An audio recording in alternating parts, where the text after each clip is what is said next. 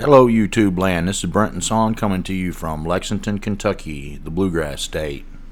If anyone out there would like to share a story on this show, you can go to brentonsawin@gmail.com.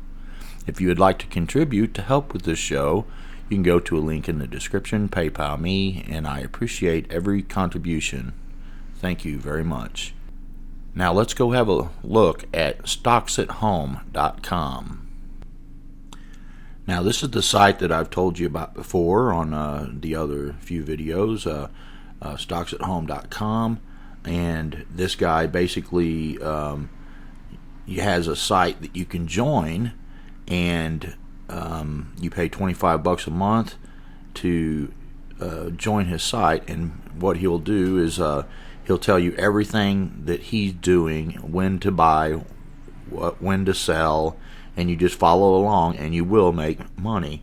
And also this month he has given me a link that I'll put in the description below the Stocks at Home link, and you can basically have $10 off instead of $25. You can join his site for $15 and do what he does. And I asked him how much he would need to start this, and he said $800. So I basically said, okay, $1,000 you could start, and you can turn that 1,000 in 1 month into $1,200, and by the end of the year you could add $8,000.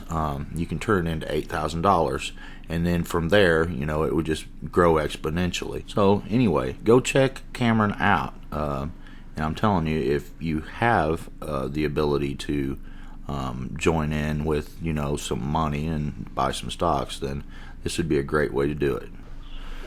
Okay, Alfred, if you'd like to introduce yourself and tell us your story. Okay. Hey, Brent. I'm Alfred from the Bronxville Paranormal Society. And tonight I think we'll be talking about the Dogman encounters that I've had and I've experienced. So to get the ball started, I guess I'll start with the very first one I had. It was, I want to say it was September, I think it was September 2016. I get up real early in the morning. I'm a commuter. I live like an hour and a half away from work. And so I'm up like 4 o'clock in the morning, 4:30. And I'm on the parkway by 5. And I'm getting on the parkway, and I'm cruising. I'm just getting on the parkway, and there's no one on the parkway but me at that time, especially this far north. Once you get to the city, you get more traffic. But I'm driving on the parkway, and I see 4 golf ball size orange eyeballs coming out of the wood line off the parkway. And I'm like, what the hell is that? And I'm looking at these things, and they look like they're at least 7 feet tall from where I'm sitting in my Jeep on the parkway. So I start to slow down to get a better look. And like I said, I'm the only person on the parkway. I pull over into the emergency lane to get a better look, and I roll down the windows on the Jeep because the windows are tinted. And I'm looking at these things, and I'm judging them by where their heads are underneath the trees, where the tree line is cut. And they're in a meadow off to my right of my parkway, off to the parkway. And they're coming out, and they look like they're walking bipedally. And I'm thinking, you know, it must be like Sasquatches or something coming out of the woods. And I don't, you know, and I know these area pretty good behind the woods that they're coming out of. I didn't think there was that much woods back there because there's a middle school back there, a town hall is back there. So I really didn't think there was that much woods back there. So anyway, as these things are walking out, I can see their heads are like going up and down, like a dog's head would go when the dog walks. So I'm looking at these things, and I'm trying to figure out what the hell I'm looking at. And all of a sudden, they both stop, and they look at me. Now they're looking directly at me, and it's almost like I'm being hypnotized by these things. And then they start running towards me. Now I know this area off the side of the park where there's meadow. There's a lot of deers that are up there in the morning grazing and stuff like that. And also these things are starting to run at me. And they're running, but they're running on bipedally. and the heads are bouncing up and down. You know, it's like a dog's head would do when the dog walks. And I'm thinking, holy crap, these things are coming after me. So I'm thinking maybe I should close the window and get the hell out of here. And just as I'm closing the window, they drop down to all fours and they stop running. And all of a sudden, it's like they picked up a deer scent or a scent trail or something, and their heads go down like a dog who's I had a German Shepherd, and when he got on a scent trail, he was locked in. And that's what these things were like. They were locked in. And they start running north up the parkway. And they must, like I said, they must have caught a scent trail. At that point, I just punched the Jeep out and I left. And I really didn't tell anybody about it, except for one of the guys on my team, my tech guy, Brian. And I called Brian and I said, dude, you're not going to believe what I seen this morning. It was absolutely out of this world, you know. So he says, oh, you know, you got to go back and you got to check it out. And I said, yeah, you know, I'll go back. But I didn't go back that night. When I got home that night, when on my way home, I looked across the parkway because it's wide open, you know, and I could see that on the other side of the parkway there was an old 4x4, like an old Ford Bronco or something like that from the 90s or something, or early 2000s, that's sitting on the grass. And I didn't think much of it because I figured, you know, maybe it's bow season. I don't really know when bow season starts because I'm not a hunter, but I know that there's always cars parked on the side of the parkway during bow season, and these guys go in the woods and they hunt. So I'm thinking it's just a bow hunter. Next morning I get on the parkway and I go and I'm coming to work, and that truck is still there. And I'm thinking, wow, this truck has been here all night. And I slow down to get a good look at its plates, and I noticed on the plates it said DEC, which is the Department of Environmental Conservation Officer. So I'm thinking, oh, the Department of Environmental Conservation is here, but I'm not seeing anybody go to the truck. I'm not seeing anybody leave the truck. I don't see anybody in the truck. I'm saying, where the hell are they? Because now this truck has been here for a while. So I go to work, and again, I come home, and the truck is still in the same spot. So now it's got my curiosity. So I get back on the parkway, and I can get off the parkway right after I pass this little section that I can take the back roads to my house. So I go by again, and I'm looking into the wood line. And the wood, like I said, the wood line right there is not that big, maybe 100 yards wide. You know, of course, it stretches for miles, but it's only about 100 yards wide. And it was definitely in the fall because there wasn't any leaves on the tree, so it may have even been early October or something like that. So I called Brian up. I called my boy Brian up, and I said, hey, Brian, you're never going to believe this. There's a DEC truck parked there for 2 days. And he's like, oh, you got to go back. You got to go check it out. So I said, okay, you know what? Over the weekend, I'll go check it out. So then next day I go back to work, and the truck is still in the same spot. Hasn't moved in 3 days. That was a Friday. So I come home from work. The truck's still in the same spot. Again, you never see anybody in or out of the truck. You never see anybody around the truck. Saturday comes. I go to work. Now the Bronco is gone, but now there's a Ford like F10 or something like that, sitting in the same spot.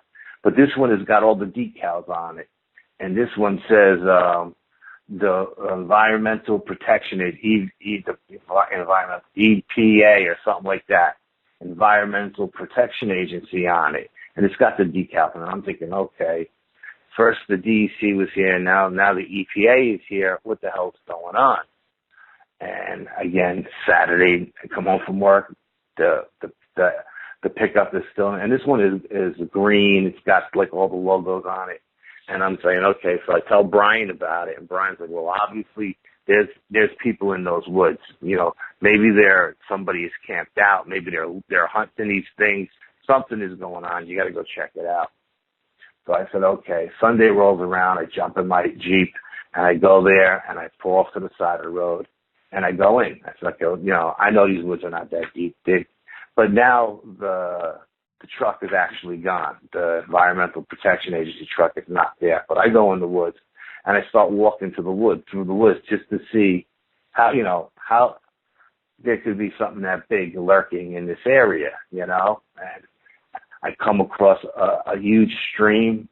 I'm talking to a couple of guys fishing in the stream, and I'm like, yeah, the state stocks it with bass and trout and this, that, and the other thing. And the water's running clear, and I'm thinking, okay, fresh water. There's a food source here. And I go a little bit further. I'm going west along the stream. I go underneath the bridge, and then I come out on the other side of the road, which is a small road anyway, just one lane on each side. And I come out to a giant lake. And to the right of the lake is a swamp. And I'm thinking, okay, there's fish, there's frogs, there's turtles. There's all kinds of food sources here. And I keep walking. I walk past the lake, and I walk past the swamp, and I come out to a giant cornfield.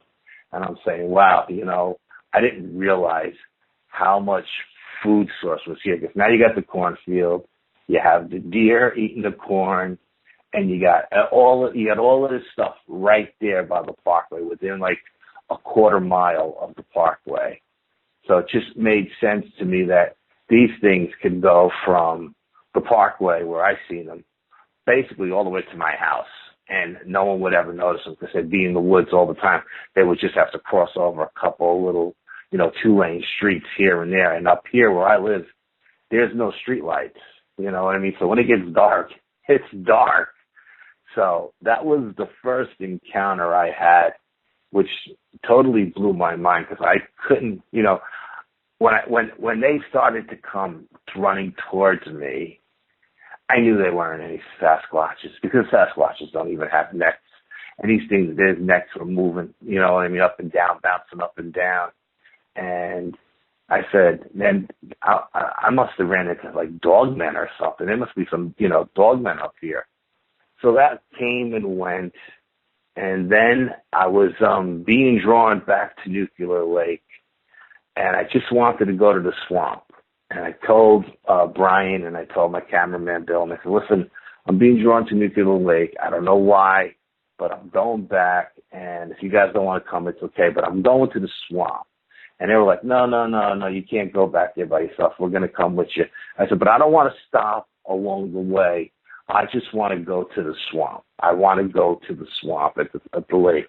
So we hiked 4 miles into the lake, and we get to the swamp, and we're looking around, and nothing is jumping out at me. I'm not really seeing anything, but I'm getting the feeling that I'm missing something, that I'm just not seeing something. So I jump up on this huge rock. When I jump up on this huge rock, I noticed that in the swamp, the cattails are at least 10, maybe 15 feet high. I got a walking stick. I move the cattails out of the way. Well, and I'm up on this rock about 3 feet high on this huge rock. And all of a sudden, there's a trackway going into the swamp, 1 foot in front of the other, straight into the center of the swamp. So I call Bill up, and Bill jumps up, and Brian jumps up, and we're all looking at this. And Bill says, I'm going in the swamp, And I'm like, no, you're not going. He tries to go in. He takes 1 step. He sinks down to his knees. We got to pull him out of the swamp. So he gets back up on the rock. And Brian says, what's that thing in the middle of the swamp? It almost looks like a den or something. And I'm like, nah, it just looks like bushes, overgrown bushes or something. So we zoom in. Bill zooms in with his camera. And sure as shit, it's a den directly in the center of the swamp. So now we go up on a ridgeline to get a better look at it. And now all of a sudden, where we couldn't see anything at all, like a veil has been lifted in front of our eyes. We're finding dung out there. I don't know what it was from, but we found dung out there. We're finding X's and archways and breaks and twists. And we're up on the ridgeline, and we're looking, and there's a trackway going right out of the back end of that den, straight across the center of the swamp to the north end of the swamp. So we leave the swamp. We don't really know what we have at this point. We go back. We do an evidence review. We're at Bill's house. And he's got like this 55-inch screen TV, and we're sitting there. And when we blow up the image of the swamp of the den. Inside the den, there's a face looking back at us. Now, I don't know, some people call it a bear squatch, some people call it like a hyena kind of face or a baboon face, but there's this head that looks like it's got a short snout on it, and it's staring at us, and it's growling, and it's pissed that we're there, and it's growling at us. And we're looking at it, and then to the right of that is this huge canine head. But the canine head is not looking at us. It's looking off to the east. And then Bill's mom comes in and she's looking at it. And she says, what are these little monkeys doing in this picture? Where were you guys when you took pictures of monkeys? And we're like, what are you talking about? And right next to the one that was snarling at us are three small, look like maybe 2-3 feet high, tall Sasquatches looking at us. And now we're looking at 3 little Sasquatches, this hybrid creature that looks like a bear squatch or a baboon thing or a Dogman, type 2 Dogman, and then we're looking at this huge, giant canine head and all 3 of these things are in this den. And we're freaking out because we're saying, what the hell is this? Is this some kind of hybrid creature? Are these Dogmen and Sasquatches mating with one another and interbreeding? And Brian says he's going to buy a drone and he's going to fly it into the den and see what was actually in the den. You know, we haven't gone back yet, but that was a pretty wild experience. I didn't know what I was being drawn to the swamp for. And I think after I seen those Dogmen on the parkway that morning, I think somehow, like I said, I felt like I was being almost hypnotized or in a trance. We made some kind of connection, and then I went back to the swamp and we found their den. Okay, fast forward a little bit, and Brian and I go to this place. It's called Letchworth Village Insane Asylum, and it's abandoned insane asylum. And a couple of miles from the insane asylum, they have the cemetery. Okay, and we went there just to do paranormal investigation.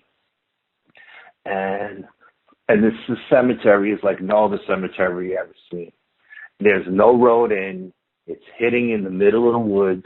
There's no signs for it. All of the plots have crosses on them with numbers. There's no tombstones with any names, and it's just one big giant monument in front of the hill where everybody's buried with everybody's name on it. So we get there and we're walking around and we're talking, and I'm feeling pretty euphoric. And I don't know why I got this weird euphoric feeling on me because I'm at a cemetery, but I'm feeling weird. I'm not me. And Brian is saying, what's the matter with you? And I'm like, what are you talking about? He goes, you're not acting like you. I said, then who am I acting like? He goes, I don't know. It's just you don't look like yourself. You don't act like yourself. I said, well, then who the hell do I look like if I don't look like me? And he goes, I'm telling you, man, there's something wrong. And I didn't want to admit it because I felt there was something off, but I just wanted to, go on with the investigation. So we did a day-night investigation. And when we were there during the day, there must have been a kennel across the street in one of the houses or something, because the dogs were just going off, man. You could hear all kinds of dogs barking.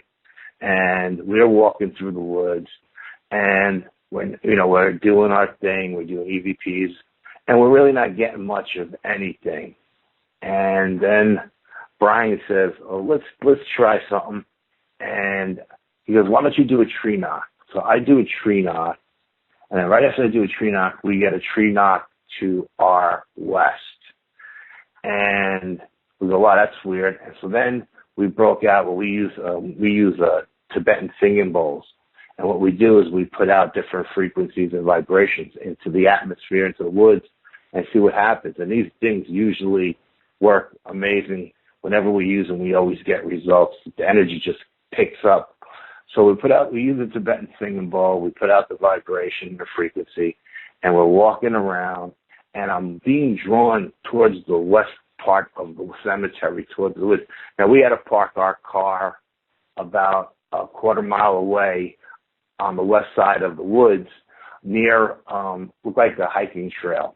It was the only place that you could park that had a street light under it. And I wanted to keep my car by the hiking trail. This way, if anybody, the cops come, they think maybe we're on the trail at night or something like that.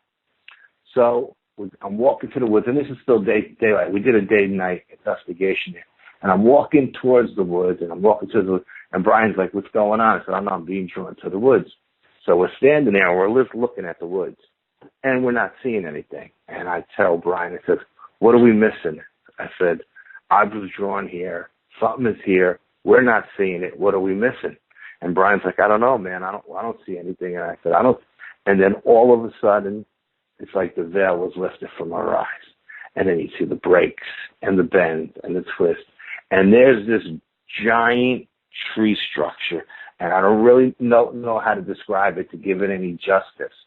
But it would look like somebody took 60-foot trees that were 2 inches thick, okay, and wedged them up into this giant 100-foot oak tree in a circular pattern. It almost looked like the skeleton of an umbrella without any skin on it. And all of these trees are stuck into this giant oak tree in a circle, but none of them are leaning against the ground. They're all suspended in the air. And they're suspended in the air at like the 7-foot level. And I'm like, what the hell had the energy or the strength to pick up these trees and jam them up into another tree in a circle of motion? It didn't make any sense. It's not a hunting blind. It's not any kind of structure that could protect you from the elements. It just didn't make any sense. And then we started taking pictures of all around the woods, and we started noticing all these other structures that we were seeing and all these other breaks. And all of a sudden, everything that we didn't see for the first hour and the 2 hours that we were there, we were seeing. So then we said, okay, let's go to the diner, grab something to eat, a cup of coffee, whatever. We'll come back when it's dark. So that's what we did. Came back when it was dark, and we got back to that same location. We parked our car underneath that street light by the hiking trail, and we went back in, and it was a beautiful, crystal clear night, and we're sitting there. We got a super moon, so it's really bright, and I got the night vision goggles going. I got a thermal camera going. I got an infrared camera going. I got a full spectrum. We got all the toys going, and the digital voice recorder, every time I turned it on and I put it down on the monument that we were using at the base camp, I turned around, it was always shut off. My night vision goggles that work absolutely fantastic. The power was registering that it was getting power, but there was no light coming through the camera. You couldn't see anything. It didn't make any sense. The thermal imager was working great. The infrared camera would work, and then it would get shut off. So at one point, we're sitting there, and we hear the dogs going off. And the dogs are going off. And you can hear it on the video. We got it on YouTube where we're recording everything. And you hear, boy, those dogs sound really like pissed off. And I say, then you hear this really, really big, deep, powerful bark. And I said, my God, that sounds like the biggest German Shepherd I ever heard. Because it had like a German Shepherd kind of sound to it, deep, chested kind of bark. And then something goes off over by where the car is parked. It's the weirdest kind of howl you ever heard in your life. And as soon as this thing goes off, it's 10 times louder than the dogs that were barking. And all of a sudden, the dogs shut up. And they go deadly silent. Okay? So we're like, what the hell is that? And I said, I don't know. At one point, these kids come in on a quad runner, and we stop them. We tell them what we're doing. We wanted to interview them, but they said no. And they ran through the trails, and I don't know what they were looking for. And then they left. And then they came back in like a half hour later, and they basically did the same thing. They ran through the trails. And again, I stopped them, and I said, hey, listen, man, we'd love to interview you guys because you're locals, we won't use your names. We won't use your faces on video. We'll do an audio interview just on a digital voice recorder. And, I'm trying to convince them. And all of a sudden you hear this howl that just puts chills up your spine. And these kids, the guy driving the quad runner looks at the kid behind him and says, "We got to go." And they said, "Look, listen, we're out of here." And they left. So Brian's like, "Well, maybe we should leave too." And I'm like, "No, let's hang out a little bit longer. It's a nice night. Let's see what we get." So we're sitting behind the monument at base camp, and hand to God, I swear to God, all of a sudden the clouds roll in, and the supermoon is covered, and it gets really, really dark, and the temperature drops like 20 degrees, and the fog rolls in over the cemetery, and it looks like a goddamn werewolf movie. And we're freaking out, and Brian's like, "We should go."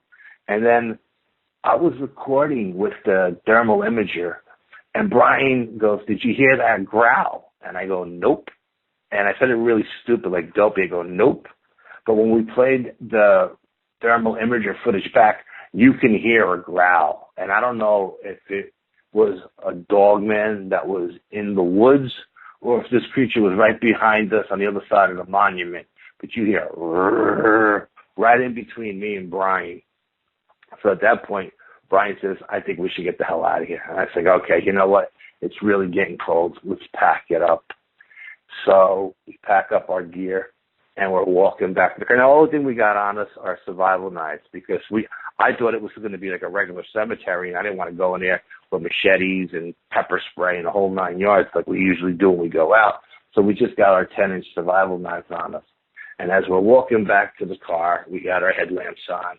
And as we're getting closer to the car, Brian stops me. We're about 50, maybe 100 feet from the car. And Brian stops me and says, "Dude, look on the passenger side of the car in the woods off of that hiking trail.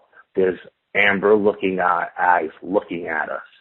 So I'm like, "What are you talking about?" He goes, "Look at the trail." So I'm looking at the trail, and sure as shit, there's these two golf ball size amber eyes looking at us. And to me, it looked like it was a canine sitting down on its hindquarters, just looking out.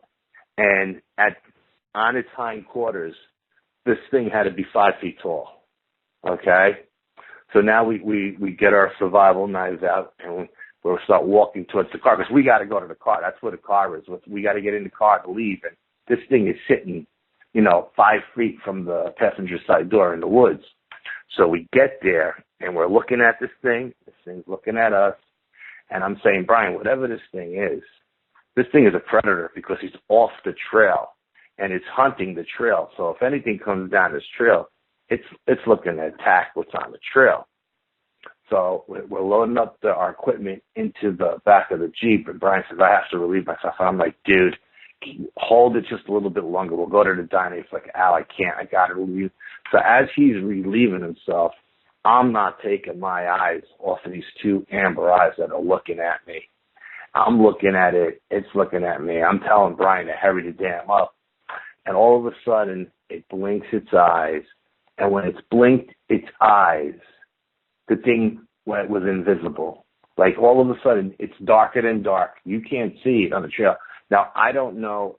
It wasn't a deer. It didn't get up and jump off and run away. It wasn't a coyote. This thing was humongous. I mean, I don't know too many dogs that can sit on its hindquarters and still be 5 feet tall. And I told Brian, I said, "We got to go. We got to go right now because this thing just went dark on us. And I think it's actually went down on its belly and was crawling towards us. And I think it kept its eyes closed so we couldn't see it. Because once it closed its eyes, it was pitch black. You couldn't see, not even with our headlamps on. And I felt that the thing was crawling up on us, not actually going away, but coming towards us. So I told Brian, I said, "Listen, man, you got 2 minutes. I'm jumping in this car and I'm pulling the hell out of here." So Brian jumps in the car. I throw it in gear. We do a U-bop and we get the hell out of there as fast as we can. And we're discussing the night and we're like, "What the hell was that?" And I said, "If you think about it, That's where we heard those howls all night, those really, really crazy howls.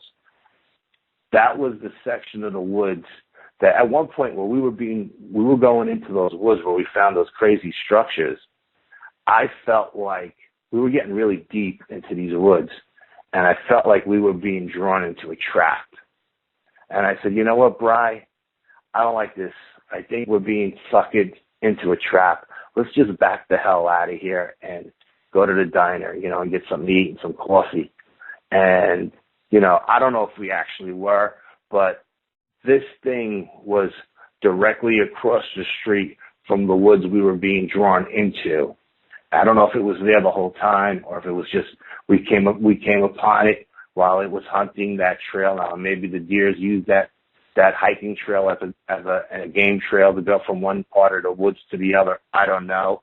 But this thing was definitely a predator, and it was definitely hunting off of that trail. Maybe it was hunting hikers. I don't know. So we leave. We call it a night. We bail. Excuse me while I get a drink of water. And we leave, and we talk about it. We're talking about the whole 9 yards. And we're definitely going to go back there again because as an investigator, I like to go back to the same locations at least 3 times to see if we can validate what we find the first time or if the second time is different than the first time, and then let's see what happens on the third time. So we're definitely going to go back there again. Okay, so time passes, and we're at 2017 now, and again, it's in the fall, and this is the last one I had left, but this one was really crazy.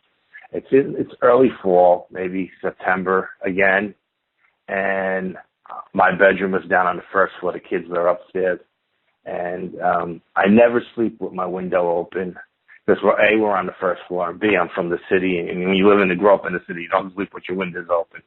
So, but that night it was a cool night. It was just a very comfortable night, and I was actually sleeping the opposite way I normally sleep. Normally my feet would be down by the window and my head would be away from it. But that night I was sleeping with my head by the window to get some fresh air. Now the window was only maybe 2 feet from the bed. There's not a lot of room between the window and the bed. And I'm sleeping like a log, and one of the cats jumped in bed with us, and he's sleeping between me and my wife. And all of a sudden, in the middle of the night, like 3 o'clock in the morning, this cat jumps straight up out of bed and scratches the shit out of me on my arm. So I wake up, I'm pissed. I want to kill this cat for scratching me. And I hear this cat go racing up the steps and running underneath my daughter's bed. Our bedroom is directly above us. And I'm like, what the hell is that all about? And all of a sudden, I get a vibe like something is staring in the window. And I got this feeling like, man, if I turn my head and I look out that window, I'm going to see like a canine head looking in. But I got to do it. So I turn my head and I look and I don't see anything. And I said, okay, I don't see anything. So I closed the window and I locked the window. But I'm getting the feeling that there's something directly on the other side of that wall. That's my backyard. And I have 2 backyards. I have an immediate backyard. Then I have a second backyard that's really wooded. And I got 100 acres behind my house of woods. And I got like 100 acres of wetlands across the street. And I'm thinking there's something on the other side of this wall. And I'm getting the feeling that it's sniffing the air, like it's scenting me. You know what I mean?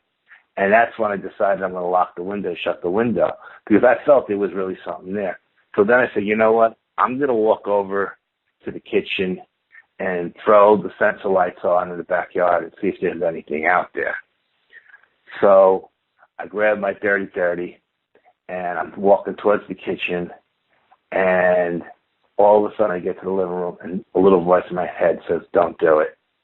It says, Al, don't do it, because if you throw that sensor light on and you see a 7-foot Dogman standing in front of the sliding glass door, that's an image you're never going to get out of your head, and just let it go.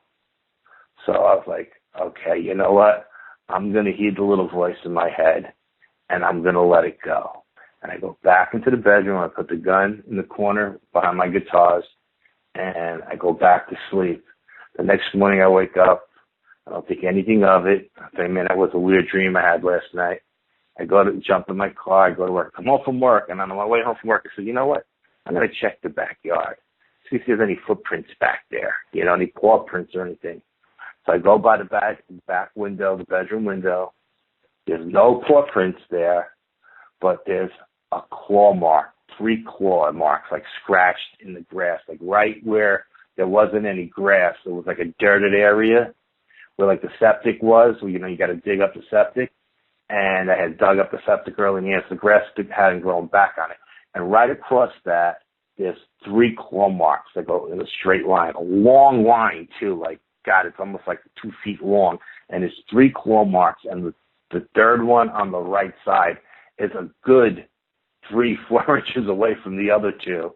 And I'm thinking, I wonder if we had a Dogman at my house last night, and if this was his way of saying, yeah, I was here, You know where I live, and I know where you live, And I called Brian. I told him what was going on. He was like, oh, my God, what the hell's going on there? I leave the lights on at night.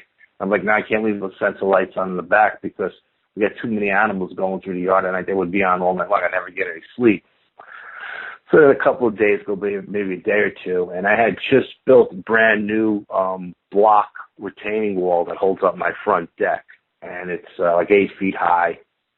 And so one morning I'm getting up to go to work, 4:30 in the morning, going through my normal routine. I got my work bag, my cooler, and everything, and I go out to the truck to start the Jeep, to start it up, to let it warm up in the morning before I go, And as I go out, and I always go out with like a can of pepper spray and a little 4-inch pocket knife. It's only 4 inches wide, but it's like 2 inches, long, but 2 inches wide. It's a pretty, lethal little knife, because sometimes we get packs of dogs running through the neighborhood, especially on garbage day, and I don't want to be caught out in the yard unprotected, so I always take the mace and the little pocket knife out with me. So I got this in my little windbreaker that I'm wearing to go outside. I throw everything in the car, and we had just had a tree taken down in the front. And my daughter's car, which would normally be like a 2-car driveway on the front of the house, and then I have a 4-car driveway on the side of the house, and that's where I keep my car. So my daughter's car was in the back end of the driveway. It was her car, my wife's car, and my Jeep, and then my son's. And I get out of my car, and I feel like I'm being watched. I'm like, what the hell? Why am I getting this vibe? So I'm looking towards the deck, underneath the deck. I feel like there's something under the deck. But I can't see shit because the sensor lights are on and they're blinding me. So I start walking towards the deck to see what's under the deck, because that's the kind of guy I am. If there's somebody, lurking around my house, a homeless person or whatever, someone's looking to jack me, I'm going to confront them. So I'm walking towards it, and I get to the driver's side door of my wife's car.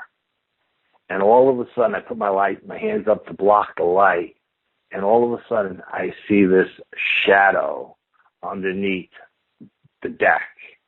And it's the biggest canine head you ever seen in your life. It's humongous.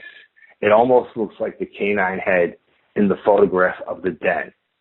And as I'm looking at it, but I don't see any eye shine. I don't see any amber eyes. And I don't know if this thing is sitting there with its eyes closed and it's just lurking there or what. But when I got up that morning at 5 o'clock, we have an outside cat. I opened up the sliding glass door to feed the outside cat. She's the lights in the kitchen come on. She comes out of the doghouse to eat. I fed her, and the sliding glass door works fine. Locked the glass door up when I went back. And I'm looking at this thing, and now my eyes are starting to focus in. And I see this like lion's mane, but it's tight, and it's going down its chest into a V. And I'm thinking, oh, my God, whatever this thing is, it's 8 feet tall because it's at the bottom of the deck. And this head is, I can't over-exaggerate how big this head was. It was just humongous.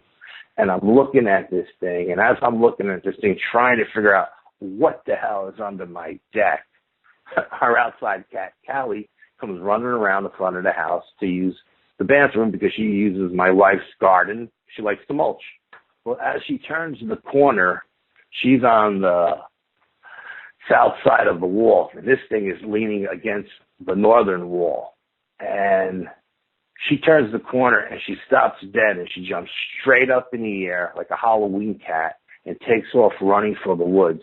And this little 5-pound cat that weighs nothing is running through the woods like a freight train. You can hear her going, and she's going. She's not stopping. So I'm thinking, what the hell just scared the shit out of this cat? So again, I'm thinking I got to go over and see what it is. But then I hear that little voice in my head that says, let it go. Just let it go. Back out of here. Go in the house. Finish what you're doing. So as I'm walking back to the house, I'm thinking, should I get the 12 gauge out of the closet, throw some slugs in there? Because I don't know what this thing is. And if it's a Dogman and it's at my house and it's 8 feet tall, you know what I mean? I really don't want to go to war with these things because I've heard the horror stories that happen. So I'm thinking, you know, maybe I won't get the shotgun out. Maybe I'll just leave this thing alone and it'll leave me alone, you know? In the meantime, I'm thinking, well, my son is home. He's 19 years old. He knows where the guns are. He knows where the ammo is. My son-in-law and my daughter live in the house.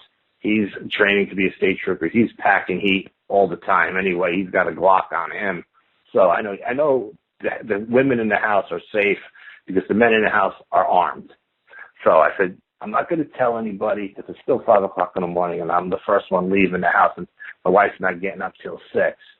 So I said, I'm just going to let it go and hopefully everything will be okay. So I get in the car and I drive to work and I get to work and I usually get to work like 2 hours early to decompress from the drive because it's such a crazy ride. And I'm sitting in the locker room at work and I'm just listening to one of these shows on my phone when my wife calls and she's freaking out on me. And I'm like, what's the matter? And she goes, I opened up the sliding glass door to feed Callie. And I said, well, I fed Callie at 5 in the morning. And she's like, well, I opened up the door at like 7 before I left to give her some dry food. And the sliding glass door fell off the tracks and almost hit me in the head. And if my son Nick wasn't there to catch it, it would have knocked my wife out. And I'm like, what are you talking about? I opened that door up at 5 in the morning, and that door slid fine. There was nothing wrong with the track. It wasn't off the track. And this door has got a couple of different locks on it. It locks at the bottom, it locks on the top. And I even have a couple of pieces of like 2x4s in the back just so you can't get it open. And, you know, so I said, well, I'm off tomorrow. I'll look at it tomorrow. So when I get home, and I called Brian, I said, Brian, you ever hear this? He goes, well, you know, the way you break into a house with a sliding glass door is just to pop it off the track, but you got to be able to lift it up. I said, but you can't lift my door up because it's got locks on the top, on the bottoms, on the side, and I put wood behind it. He said, but whatever it was, it popped the door off the track. It just couldn't get the door to fall in. Now, I don't know if when I was being preoccupied with the one under the deck, if there was another one in the back trying to mess with me, trying to get in the house, or when I left that day to go back to the car at 5 in the morning, 5:30, I brought my little tactical flashlight out, and I looked underneath that deck to see if there was anything there because I wanted to see what was there. And I didn't see anything there. But when I went to check the area, this creature had pissed all over my brand new retaining wall. And you can smell like an ammonia kind of smell. And you can see like the oily substance in the urine. And I don't know if while I was checking underneath the deck, it was messing. Because I know these creatures like to mess with people, you know, screw with their heads. They're very psychological that way. And I don't know what the hell happened. I don't know if this was a warning saying, don't come back to the den anymore, and I won't come back here. But after that day, after that experience, that last experience, I've never gone back to the den. I said, okay, I get the message loud and clear. You don't like me messing in your house. I don't like you messing in my house. You know, we'll call a truce, and everybody just go their separate ways. And I left it at that, and I've never been back to the den, and I've never had another Dogman experience after that. And those are my Dogman stories. Wow, dude, that's that's some wild stuff. Now, isn't it crazy? Oh man, dude. Now I know you've seen Bigfoot and you've seen Dogman. and I always thought Dogman would be way scarier. Is that what you feel, or? Well, you know what? I'm going to be brutally honest with you. The ones I seen on the Parkway, all I seen was dark shadow figures with bright orange eyes. I didn't really see like a clear picture, like if the thing stepped out on the trail during the day. Mm-hmm. So that wasn't really too scary to me. You know what I mean? Yeah. And the one that was under the deck, even though I was like maybe 15 feet away from it, mm-hmm. I never seen its eyes, and it never opened its mouth or snarled or anything like that. I didn't see any teeth or saliva. So again, it didn't scare me or freak me out because it didn't give any threatening posture or anything. You know what I mean? So I wasn't scared. You know, at neither time I wasn't scared. I wasn't scared at even the time when we were at the abandoned cemetery. Because again, there was never any threatening motion. There was a growl, and Brian heard it, but I didn't hear it. And I didn't hear it until we played back the thermal imager video, and then we captured it on the microphone from the thermal imager camera. But I didn't hear it audibly at the time. But Brian's got much better hearing than me. I mean, my hearing sucks because I've been playing guitar my whole life, and I like it loud and distorted. So, you know, I'm a product of the 70s. So, my hearing is not that great. What do you think that you said that you thought it was trying to hypnotize you? It felt like when they were coming at me, like when they were walking towards me, and I was locked into their eyes. It was like almost like I was being hypnotized. Yeah, it felt like I was being drawn into some kind of trance. Like I was being put in a trance. Time almost stayed still, you know, because normally when I'm on the Parkway, I'm looking out, you know, I'm one of those guys because I drive for a living. I'm looking out the right, I'm looking out the left, I'm looking out the back, I'm looking all over because people in New York drive like maniacs, you know what I mean? You got to watch your ass every time you get on the road. And that day was just like, forgot about where I was. Like, you know, I didn't realize I was on the side of the road of the Parkway. Wonder if that I wonder if that was infrasound or something like that, or if it was. Sometimes you hear about when people see those gray alien type things that when they look at them in the eyes, there's kind of an entrainment, like they trying to put them in a trance. But I mean, I don't know. I don't know if it was infrasound, but I did tell you one thing: when they started to run towards me, my ass woke up in a hurry. You know what I mean? Yeah. And I was like, okay, it's time to roll up this window and put this Jeep in gear and get the hell out of here. But like they must have took maybe 5 or 10 steps at me because they started to pick up their pace and they really started to come. But then, just as I was about to throw it in gear to pull away, they dropped to all fours, and it was like they caught a scent trail, and they just totally forgot about me, and they ran off north up the Parkway like they were on some kind of scent trail, and I just assumed they were chasing deer. You think those were the same ones that were in the den? I have no idea. Honest to God, I couldn't tell you. Was it near the same place? The den was a solid, I would say solid 10, maybe 15 miles away. I mean, not that far for a creature that big, but, you know, and it would be easy to get from one area to the other because there's so much woods up here where I live. I mean, there's a lot of homes scattered about, but like I said, when it's dark, there's no street lights. These things could be more standing on the other side of the road looking at you. You wouldn't even know they're there. Right, yeah. So you said the two of them had the red eyes, and then you had seen the other one with the amber eyes. Yeah, they were all like orangey kind of eyes. You know, I mean, the two that I seen in the Parkway had orangey eyes, ambers, whatever you want to call it, and the one that was sitting in the woods at the cemetery had the same color eyes. You know, but the vibe I got from that one was that it was just sitting off of the hiking trail and using that hiking trail as a hunting trail. And it was, to me, I was getting the feeling that it was hunting, but it wasn't standing up unless it was like in a squatting position, which it could have been. You know, I didn't even think about it at the time because I'm thinking of how a dog sits on its hind quarters, but it could have been squatting too because it was, like I said, even at that level, it was at least 5 feet tall, you know? Right. Well, I think when I went back, I think it's probably wise that you not go back to its den, because it seems like you might be right about it coming to your place to let you know not to go to theirs, you know. Yeah, no, that was the vibe I got. Like, okay, you know where I live now. I know where you live. You know, right. That was the vibe I got. And like I said, even when my guys say we got to go back to the den, I always say you guys can go without me, because I got an understanding with this creature. I'm not going back. You know, you guys, my friends don't live up here. They live down in the Bronx and stuff. You know what I mean? So they're 100 miles away. You know, 60 miles away. I don't think these creatures are traveling down there to go at them, but I'm only a stone's throw from the den. So now, where's this footage that you have of the den and little babies and all that? It should be on our website.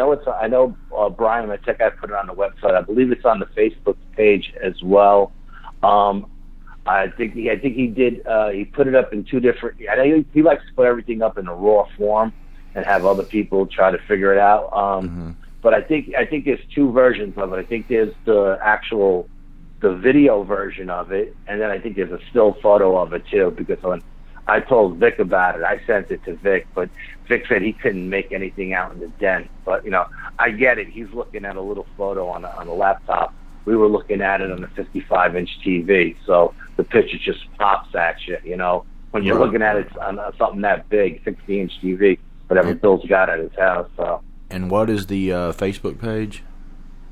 BronxvilleParanormalSociety.com. Oh, Facebook, we got 2 Facebook pages. We got Facebook page group, and we got Facebook page hooked up. One is a group, and one is something else that's hooked up to the website. So it should be on all 3 pages, and it may even be on YouTube as well. Brian puts everything everywhere. I can't keep up with the dude. You know, he's one of those tech guys who puts stuff everywhere. People could go to the Facebook page and check it out then, right? Yeah, or they could go to the website and check it out. I'm sure it's there. I mean, I know Brian posted it, and I know he posted it in the raw video footage, and then he posted it, I believe, in the snapshot image as well of the den. But when I went back to check out that siding off the Parkway, what I didn't realize, and I thought they were about 7 feet tall, because I was judging them by the lowest branches on the tree line, you know, because these guys up here, they cut the grass on the side of the Parkway, so the tractors have to get underneath those trees. But I didn't realize that they actually had raised the Parkway I measured from the top of the Parkway down to the end where it ended, and it's about a 10-foot difference from the top of the Parkway to where the grass line begins. But so I divided that in half, and I'm thinking that that Parkway has actually been raised about 5 feet, and I'm sitting in the Jeep, and I'm sitting up at least another 3 feet. So 5 and 3 is 8. So these creatures I'm thinking were anywhere between 8, maybe 10 feet tall. Wow, you know, that's monster. But I thought at the time I thought they were only like 7 feet tall. But I'm judging them in the dark where their eyes are, knowing that the tree line is cut at a certain height for the tractors to get under it. You know. Right. Yeah. Yeah. That's huge. My goodness. Yeah. Thank God they stopped. You know what I mean? I don't know if they could have caught me anyway, but I would have punched that Jeep out. You know, I would have hauled ass out of there. But yeah, I mean, it was pretty wild stuff. You know, I didn't really tell anybody about it other than Brian. You know, and then Brian's like, "Oh, you got to call Vic. You got to talk to Vic." You know, because I just didn't know what the hell it was. You know, and then I talked to Vic, and you know, we had a long talk, and he says, "Al, you know, I got to be honest with you. You know, I don't know what else it could have been with those amber eyes. You know, that tall. You know." I was like, yeah, you know, I don't get. And it wasn't like my headlights were shining on the thing. My headlights were shining south, and these things were to the west of me. So the only light that, you know, those lights could have been reflecting was the moonlight, because it was still, you know, 5 o'clock in the morning. It was still dark out. So unless they were lit from within, you know, I don't know. Yeah, you know, the ones I've seen that were glowing, there was no light at all, because it was no moon. You know, no moon. I didn't have a flashlight out, and it was just really, really dark. And They must have some kind of way that lights their eyes up from the inside. Maybe like a lightning bug or something like that. Who knows? But Yeah. there's something going on with them. That's for sure. Well, I appreciate you sharing your stories, man, and maybe at some point you can share your UFO stuff on another one. People are going to think I'm out of my mind. I will say this, though. Ever since I've done your show, I'm getting a ton of private messages from your audience. Yeah. I actually talked to one guy who you should talk to out of Chicago. He called me up, and we talked for like 2 hours, and he's got like some alien abduction thing happening out of Chicago. He seemed like a pretty intelligent guy, and we talked. But I'm getting tons of private messages, and I'm getting tons of requests to come on shows. I got like the next 3 months, I'm booked solid for radio interviews, and I'm thinking it's people listening to your shows. You know what I mean? And the word is getting out there because, I haven't really done a lot of radio interviews since I got sick, and all of a sudden I'm getting bombarded with shows left and right, requests for interviews.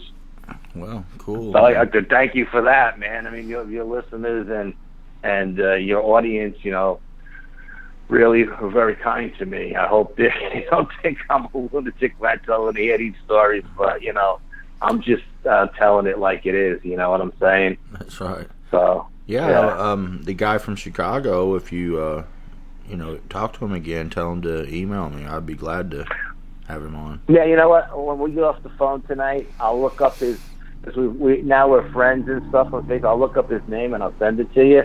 So if you go through any of your requests or whatever on your site and you see his name come up, you could put a little asterisk next to it.